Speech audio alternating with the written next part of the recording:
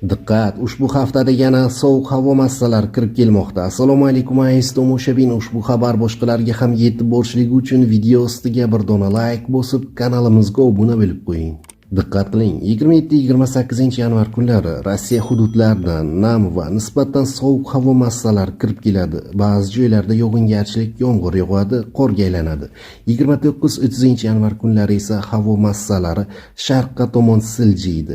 Respublikaning markaziy va sharqiy hududlari bo'yicha ba'zi joylarda biroz qor yog'ishi mumkin. Ushbu kunlarda harorat asta-sekin kechalari 2-5 daraja sovuqqacha, kunduz kunlari esa 3 daraja sovuq, 2 daraja iliqqacha, shimolda kechalari 8-13 daraja sovuqqacha, kunduz kunlari 3-8 daraja sovuqqacha pasayadi. Ba'zi joylarga tuman tushishi mumkin. Tog'li hududlarda qor ko'chish xavfi bor. Poytaxtimizda ertaga kechga tomon yomg'ir yog'ishi mumkin. 28-29 yanvarda vaqti bilan yomg'ir yog'ib, qorga aylanadi. 29 yanvarga kelib harorat kechalari 1-3 daraja sovuqqacha, kunduz kunlari 0-2 daraja iliqqacha pasayadi. Kechasi va ertalab tuman tushishi mumkin. Shamol g'arbdan 3-8 metr sekund tezlikda esadi, deyiladi O'zgidrometning xabarida.